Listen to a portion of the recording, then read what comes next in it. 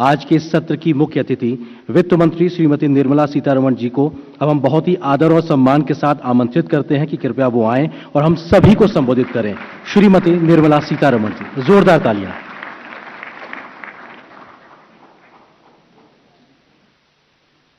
Good evening to all of you all. I'm extremely grateful to Minister Anurag Thakur and also Minister Murugan for having given me this opportunity to be with you all this evening. I understand you've been here since the morning discussing as to what exactly these 9 years have given people of India. So I'll try to flag off some issues. I'm not going to get into details about data. This is what has been achieved. This is what has been obtained in the last 9 years compared to any other. That I think enough and more is being said. And I also understand the ministry has prepared 2 very concise booklets which are being distributed in Hindi and English. Strictly speaking, there's so much to say. Actually, so much has been done with the help of every citizen of this country, because governments may come with policies, governments may come with schemes, but ultimately it is got to be executed with people's participation. If that is not there, achievement is not possible at all. And therefore, for every one claim that we make, for having had the leadership and guidance of Honorable Prime Minister Modi, there is that element which goes unsaid, that it is achieved with the participation of the people. However, without having to go into the details of what has been achieved, because that's there in your hands, I want you all to, because you're young, you're so full of energy, and you're here with a certain dedication and commitment, I want to put before you all 3 or 4 things which cover the topic of the day, Seva, Sushasan, and also Garib Kalyan. That's the 3 key words which are being used here to talk about the 9 years. So even as I talk about these 3, I want to place before you those which are very difficult to put in terms of statistics. But in nation building, there I can see a lot of young, particularly girls representing the NCC.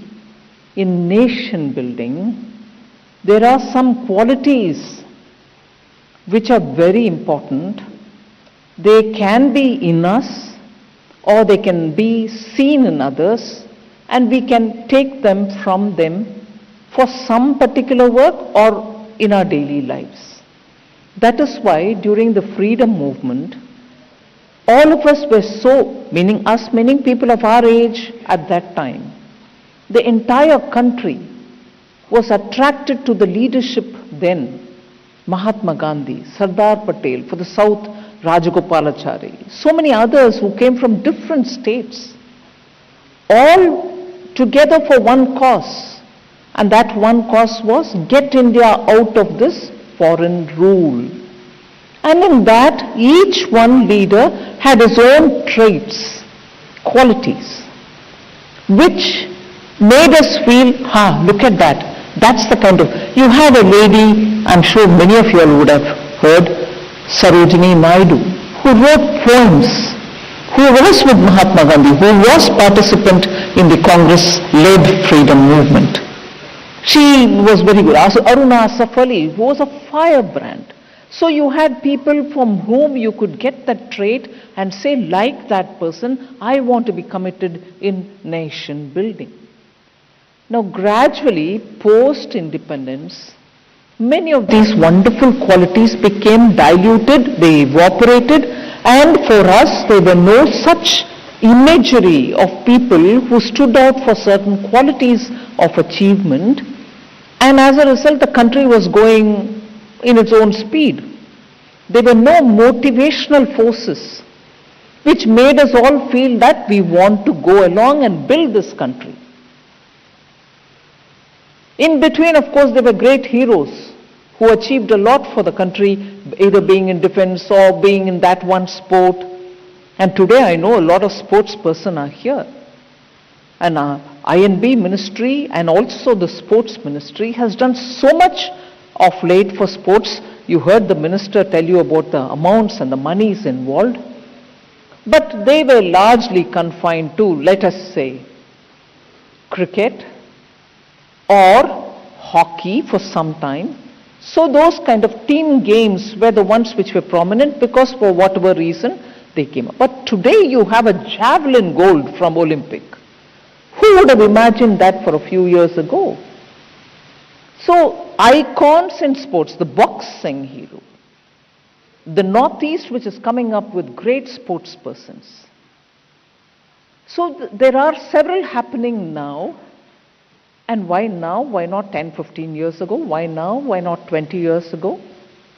So if you take the example of sports, you can have some answers coming. You can also look at immediate past years saying, why? What happened? Similarly, you can take for very many sectors of activity.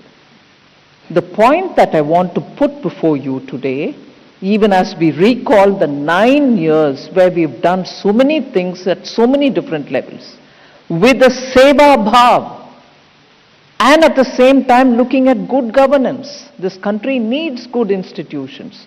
This country needs transparent processes through which we get ourselves governed. You don't vote for a government which should be corrupt.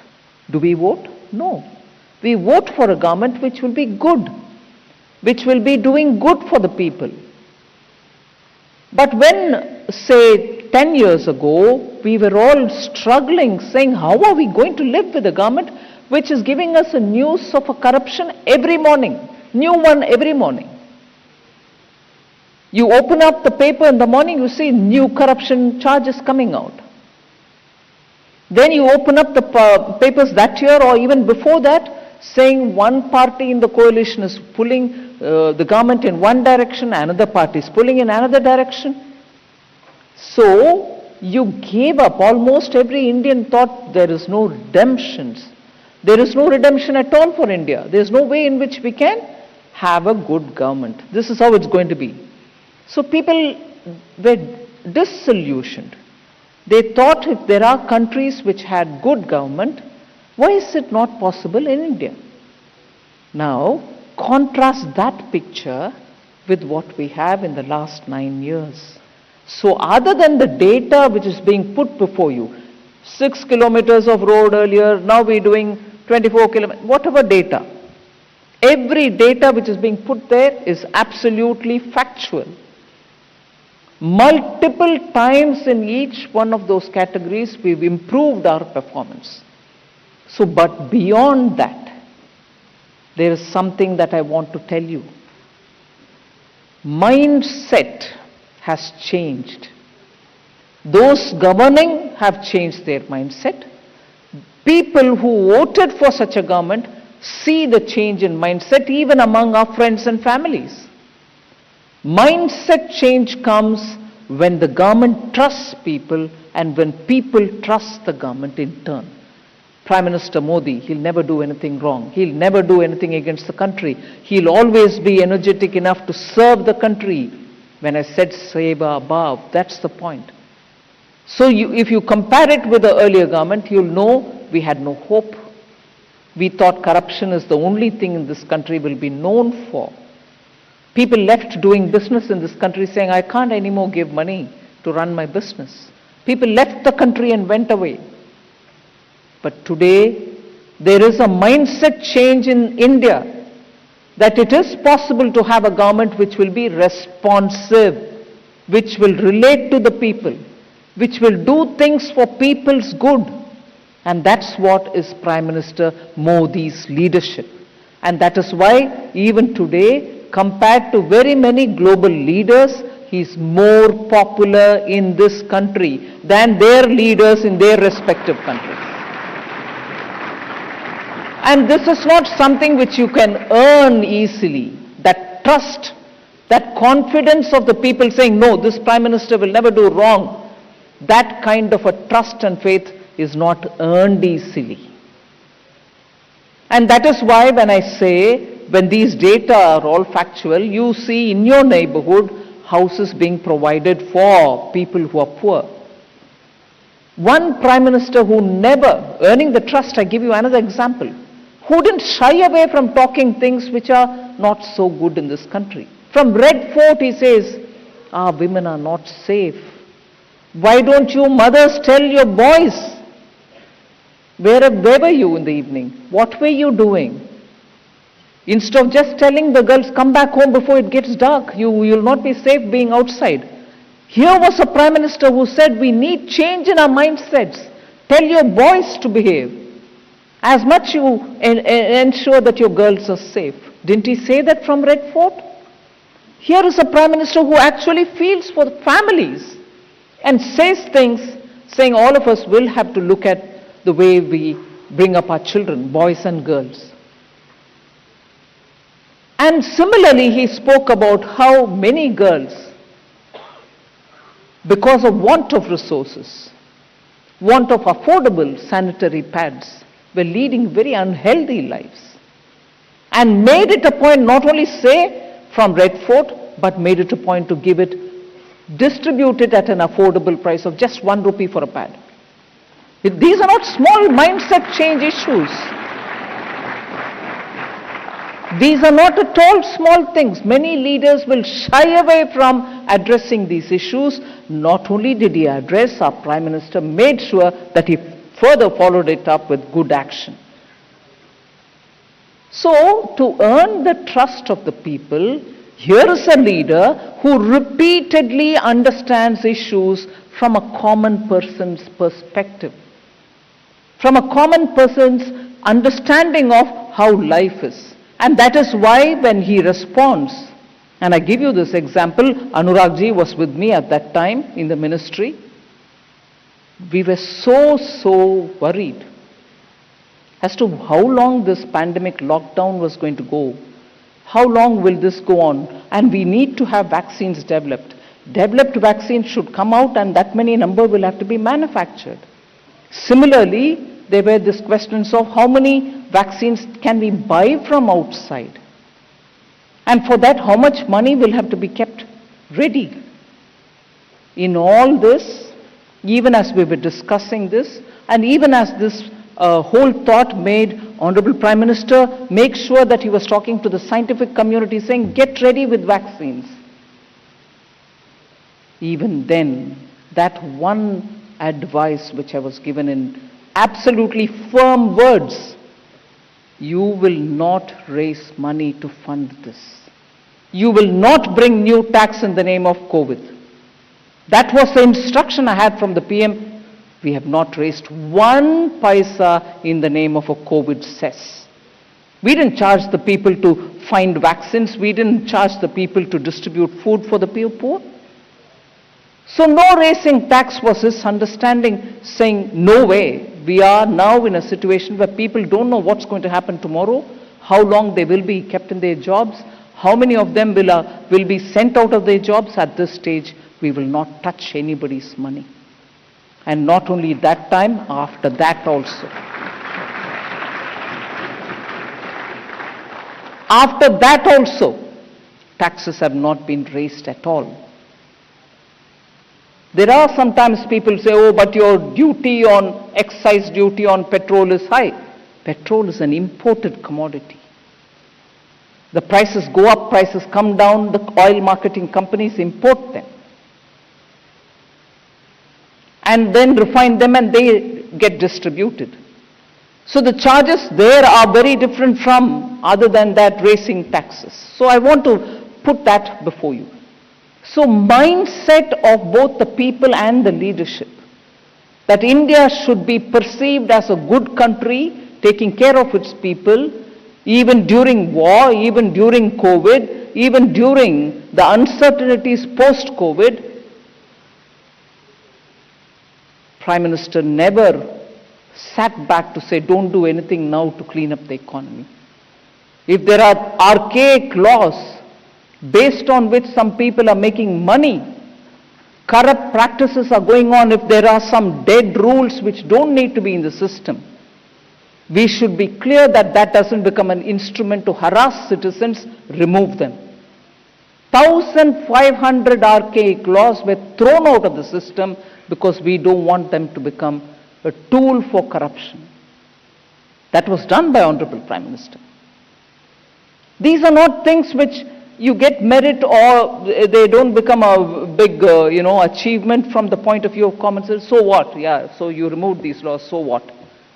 Small businesses were being troubled by not every officer, but there can be all that one odd officer who can misuse it and the life can become difficult. He removed it. Tough decisions on bringing one tax, one law, one nation, one tax, GST, was taken by this government. 10 years negotiations kept happening between state and center. Center did not have the confidence in the central government, state governments did not have confidence in the central government. During UPA rule, 10 years from 2010, we are hearing this. 4 years after that, no improvement, and before that also no discussion. But today, what is the ease which all of us are enjoying? Otherwise, from moving from one state to another state, you had to pay toll tax. Your vehicle was paying more and more tax by the time it reached the destination. There are people here doing business. You are here, you will be able to tell me about it. All this has simplified our lives.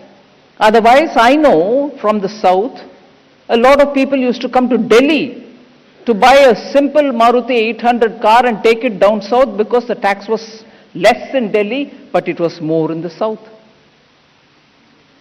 So who benefited with all these kind of differentiated tax structures?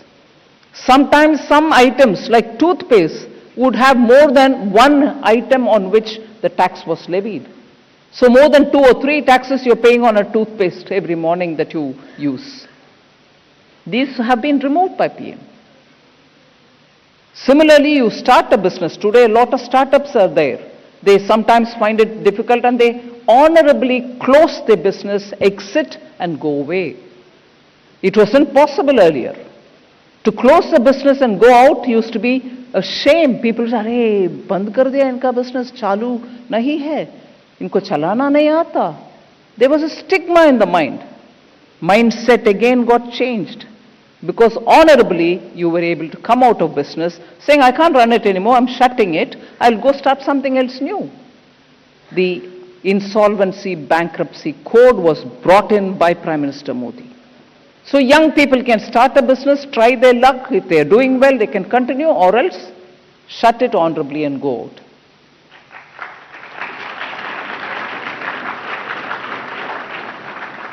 I'm not going to take too long. I know it's getting late for you all, but a few more things.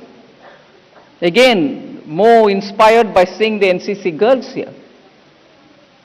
In the Army, in the Navy, in the Air Force, I have Jayant here before me, who has been in the Defense Ministry, knows how.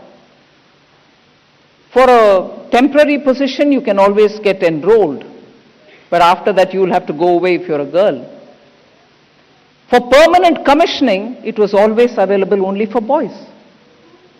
Women could never aspire to get into the armed forces. Who brought that change? And the armed forces had their own reservations, right or wrong, I'm not getting into that, saying, no, we can't take girls in permanent position. Working with them, changing their mindsets, similarly working with colleges, young girls who were all saying, we want to get into the armed forces, why not? Understanding that aspiration of India's youth, Prime Minister worked with the defense forces and said, you have to open up. No longer can this work.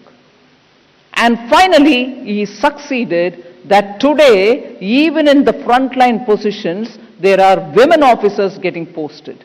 Now armed forces recruit, inclusive of Coast Guard, Air Force, Army and Navy, all recruit women.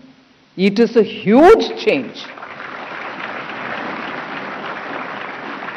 It is a huge change. And this kind of a change cannot happen unless the leadership is committed, unless that leadership works with every stakeholder to change their mindset. India is a very complex country. India is a very complex country. Decision making goes through different times, different layers. Unless you have a visionary leadership which believes that the aspiration in the ground has to be respected, and he knows how the government system works, without upsetting anyone, gradually get every change through. That's the change which Prime Minister Modi has come up with. And that is the change I want you all to recognize. So if the mindset of Indians are changing, they are seeing that, there is a government which is working, which is responding to people's aspirations, it is responding to so many things, and therefore making the system work for the people. Mindset outside India is also changing. People are seeing how there is a committed, dedicated government which puts India's interest first.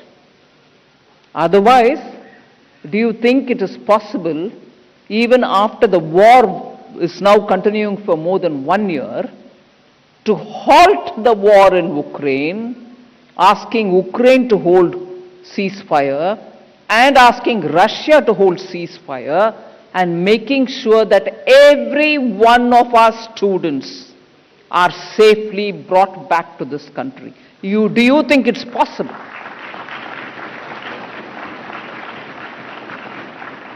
The mindset change outside, that there is a leader, there is a government in India which puts India's interest first. You want your citizens to be safe. You want your people to be brought back to safety, which is a legal right of yours. Why wouldn't you want to exert that? Yemen, where there was a ravaging war, ship was sent, huge ship was sent. Navy sent its ship and brought our Indians back, other than the flights which went. Sudan, every part where there has been Indian lives, who are all caught up in a difficult situation, has been treated safely and brought them back, whereas even developed countries don't do that even today. Many of our own citizens are saying, US citizens were there, I was holding a paper as a flag, and little paper only, it was crushed, but it is Indian flag. They said, oh, you're Indian, go there, your country is taking you back.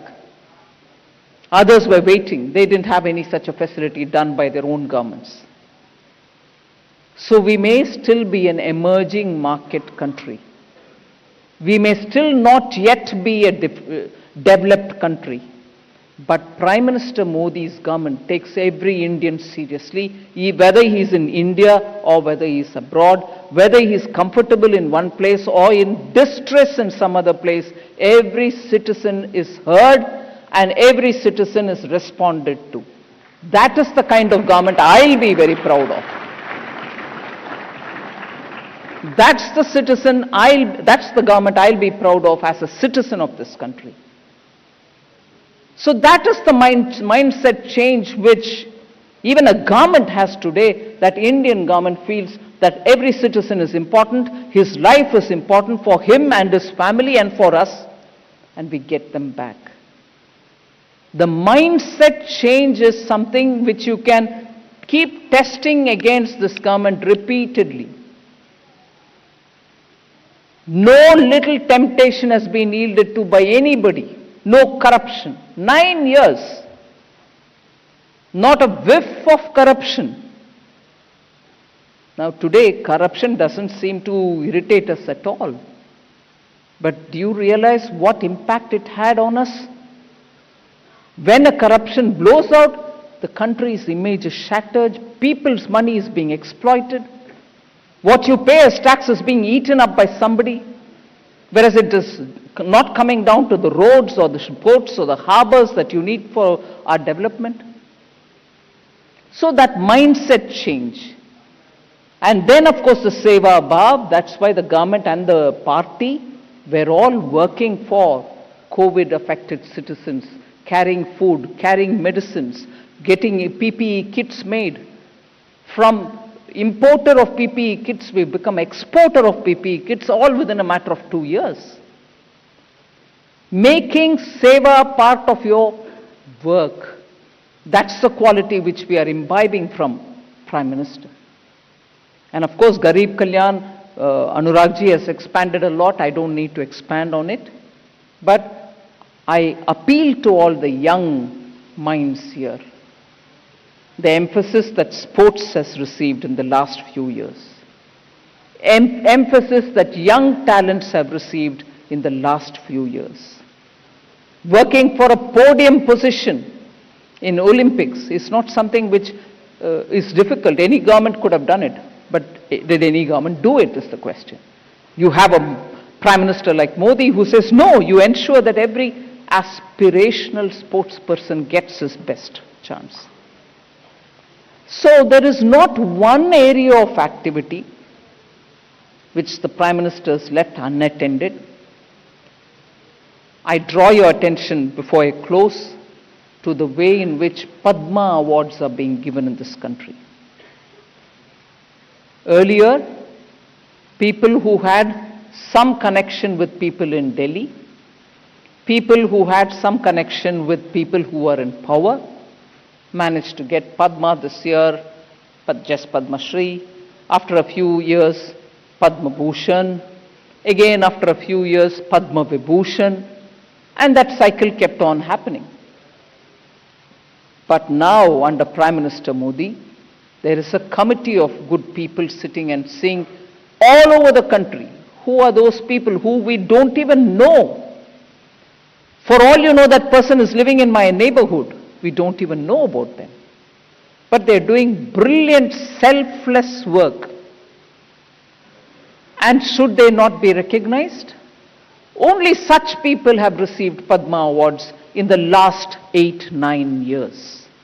We are coming to know such wonderful people who did not get one penny of benefit from the government, but dug a road, laid a pathway from the village because his wife couldn't get timely medical attention. He says, that halat should not be affecting others in the village, so I'll lay the road. And the rest of the village benefits from that good deed. Does that person need to be recognized or not? PM says, yes, you should recognize, get them from wherever they are and give them a Padma Award. So it's become a people's award. A mindset change again. Recognize even those people who you wouldn't even recognize in your own neighborhood, but for the brilliant work that they've done. So India is now a country which believes in its own strength. Even if it believed earlier, there was no recognition for it. So there can immediately be voices from opposition parties saying, oh what, 2014 only onwards that you have belief in yourself? No. Belief and recognition. Belief and trust. Belief and facilitation. Belief and responding to people. These are the kind of mindset changes which are so required for a young nation to move forward with hope. And that's what Prime Minister Modi offers. And without taking more time, I appeal to you all at this juncture. The data is there before you, you can always test it. But unless we understand that leadership matters, unless we understand core ethical values of being clean, of being dedicated, of wanting to serve the country, you're not going to have earnest attempt at building India. And it is that earnest attempt which should appeal to the young. Your ideology, when you're young, your ideology should be, that's the kind of leadership that will take India forward. That is why at the beginning I spoke about freedom movement, the kind of people we kept ourselves before. And said, oh, these are the kind of people we should become. We should take this country forward, so we should be there. Now, you can see that happening with Prime Minister Modi. And therefore, my humble appeal to you is data can prove so many things. but the intent of the person, the seva bhav of the person, the dedication of the person, and the way in which he has shown in the last few years as to how the entire country can be taken together.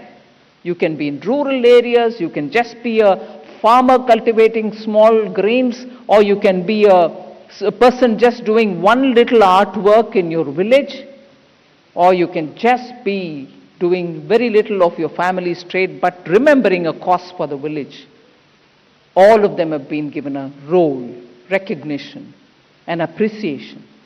India needs this and many more of such. And that is why my humble appeal is, look at what has happened in the last 8-9 years. Ideally, look at what should be happening in the next several years. Give stability to this country. We don't want uncertainties, morning, afternoon, evening, this person is getting out of the government, that person is corrupt, a third person is having a, challenge to the existing leadership. We don't want any of these horse trading nonsense. We need a stable government so that all your and all our futures are ensured, so that India can be a completely developed country, so that you don't have to go through what all of us have gone through. Waiting in queues for gas cylinder, waiting for more than 1.5, 2 years even to get a small scooter. I was in JNU at that time as a student. I know the first time Piaggio, an Italian scooter company, had come to India. Scooters used to be produced by them. They said this will be out in the market from November this year. People had to pay advance money, book it, and wait for 10 months to get a scooter.